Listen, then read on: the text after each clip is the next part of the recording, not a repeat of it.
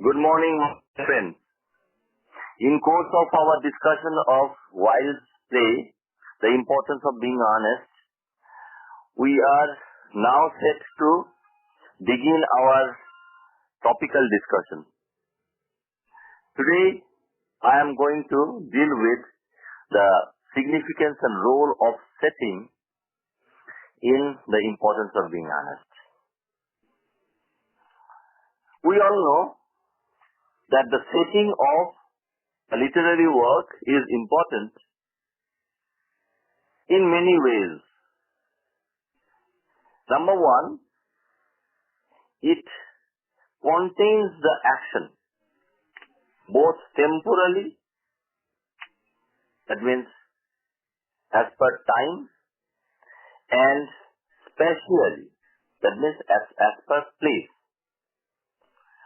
It also determines the scope and nature of the action and also of the characters, their development, as well as their responses to the various situations that life offers them, because places and times are imbued with specific characteristic features.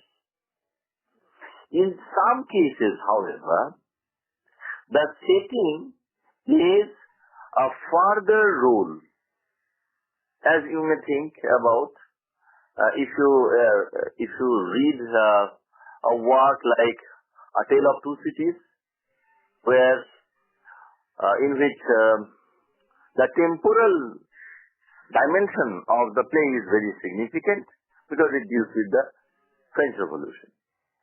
In the case of another novel like the Wuthering Heights or Hardy's novels, like say Return of the Native or Wuthering Heights by Emily Bronte, the spatial dimension is very important. Now, sometimes the place plays, P-L-A-Y-S, P-L-A-C, that is P-L-A-C-E, place, and then plays, P-L-A-Y-S, performs another added role and becomes a kind of a character in itself, as does the Egdon hit in The Return of the Native, as does the Yorkshire Moors in The Wuthering Heights. Okay. As does Malgudi in R.K. Narayan's novels, or Mokondo, or Dukana, or Manawaka, other fictional locales. Okay, coming back to this play, The Importance of Being Earnest. We all know that the temporal setting of the play is the period of the 1890s, when the imperial power and prestige of England was at its zenith, when a surface calm of social and economic prosperity and coherence actually concealed underlying deep tensions, when the leisured class, the upper classes, were given a good time by the spoils of the empire, when decadence was in the air and affected a large section of the London society of the day, when even the untold division of wealth, as is jocularly hinted at by the conversation between Algy and Lane in Act 1 of the play, all these things were happening. When people like Algy and Jack and Lady Bracknell could actually spend life in a very picturesque stream of parties and dinners and pleasure trips and so on, and so forth. This, in a great way, affected the characters and their attitudes on life. Attitude to life. Now, so far as the spatial setting of the play is concerned, now we have to come to this.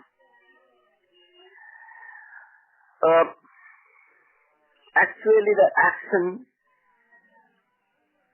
takes place in two places, two localities.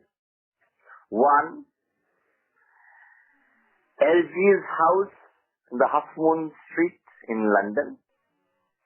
Another, the country house of Jack in Hertfordshire.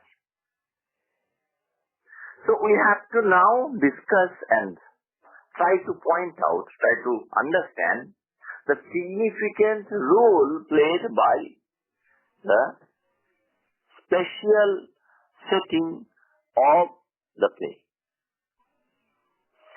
We all know, and it is very easy for anyone to understand, that there is, first of all, a difference between city and country.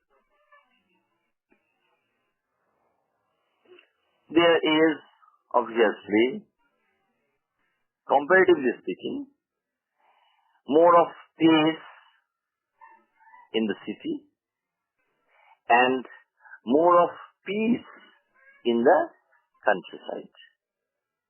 But these are also problematized by the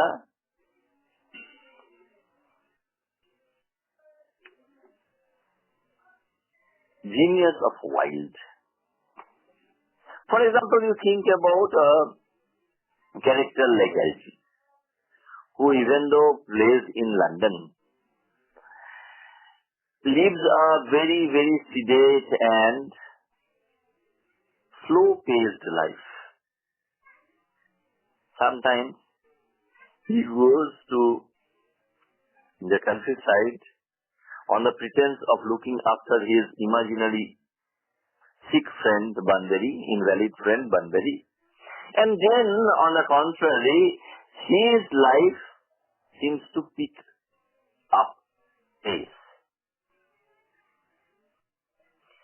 In the case of Jack, in the country, he leads a reasonably busy life, looking after the estate, listening to the demands of the tenantry, and caring for his word, Sicily-Cardew. On the contrary, when he comes to London, he has virtually nothing to do but to visit friends and court his fiancée, that is Gwendolyn Fairfax. Okay.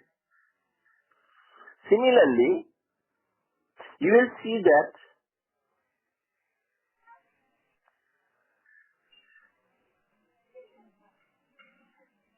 in course of the conversation between many characters,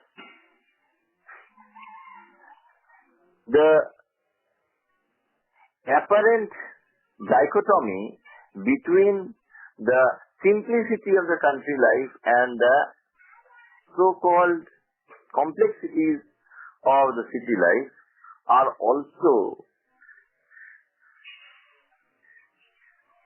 set to naught.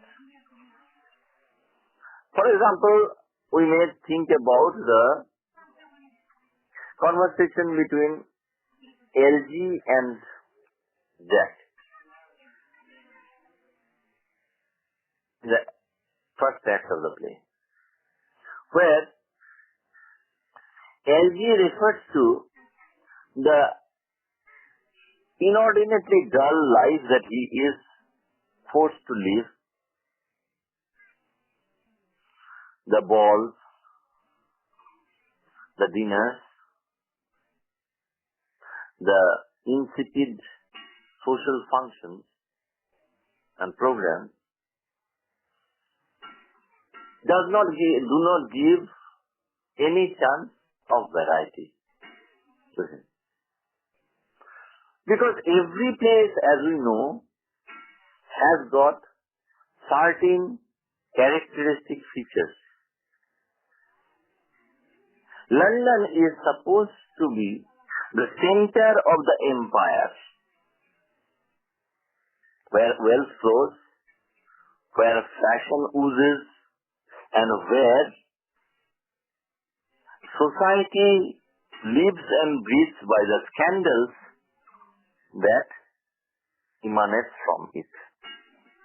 That is London. You think about the chance references to certain ladies by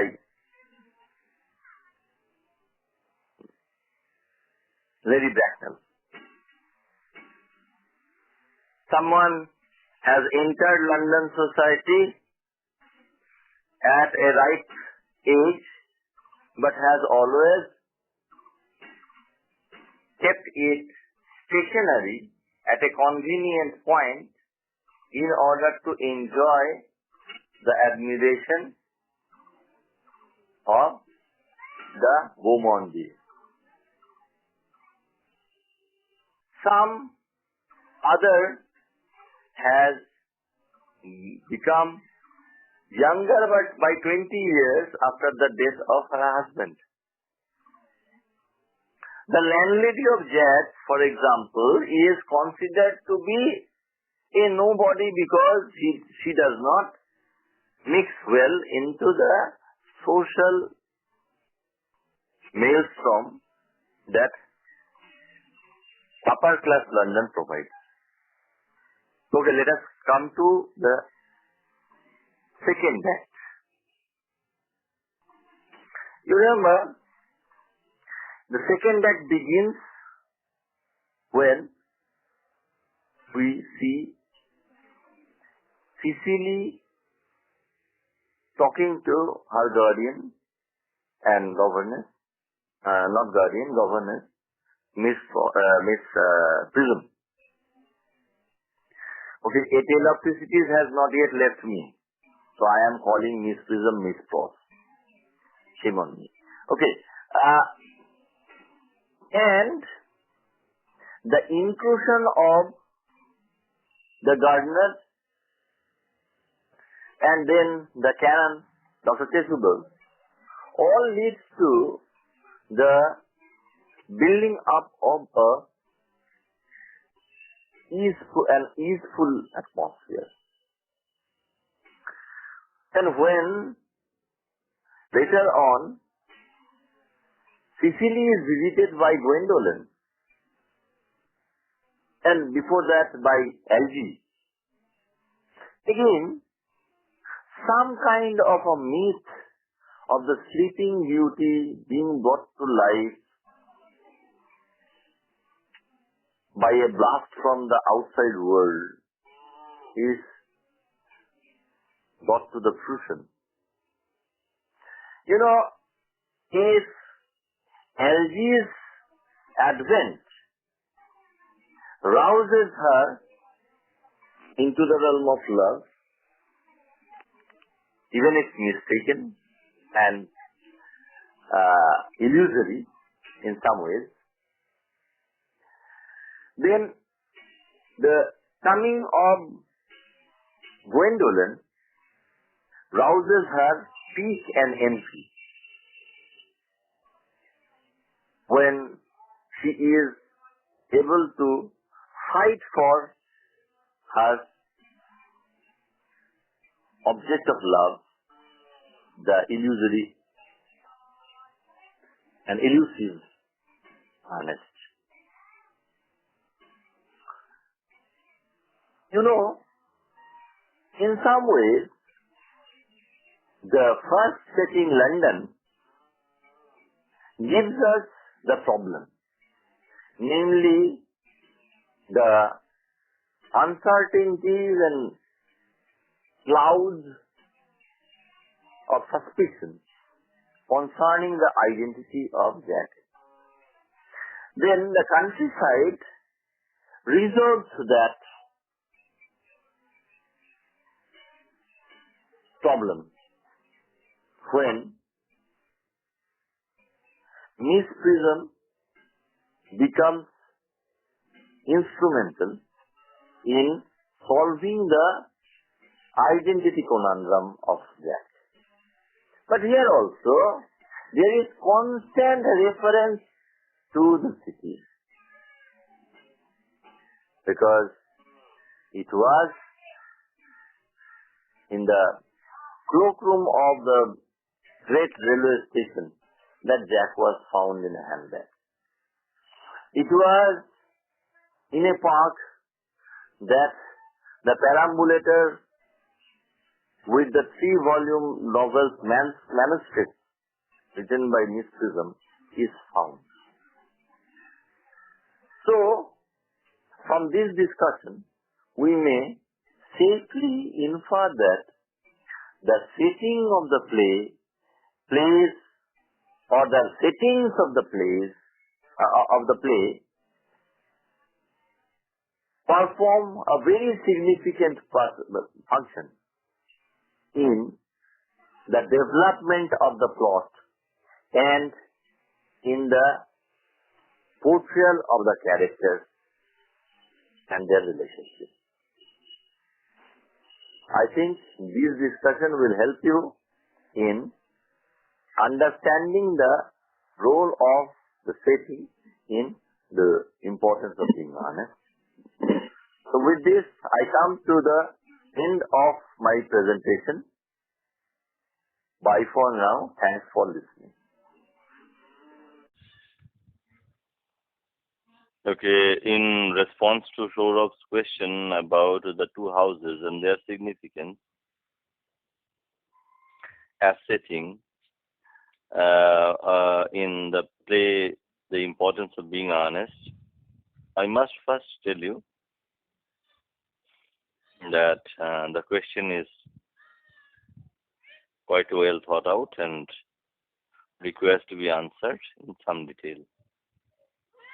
See, the first thing you have to understand is to look at the starting stage direction before Act 1 and before Act 2 and also before Act 3.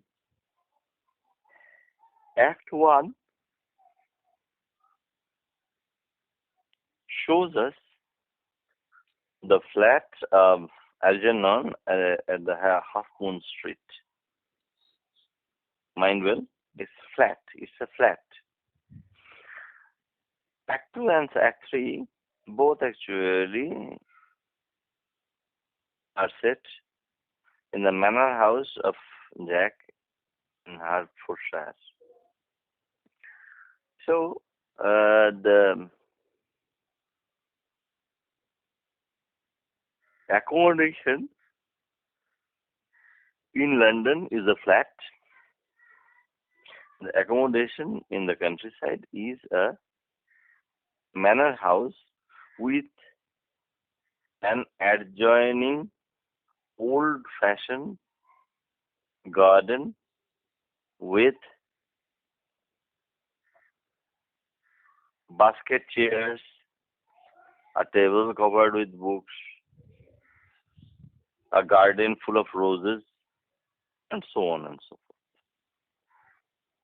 So obviously, the cramped accommodation of a city and the spacious accommodation in the country are indicative of the land specifications in a city and in the country. In both cases, the signs of SIGNS, signs of affluence, are for all to see. Algernon, even though he is a spendthrift and almost a bankrupt, his flat is, however, luxuriously and tastefully decorated. And the fare that is served over there, cucumber sandwich, muffin, bread and butter,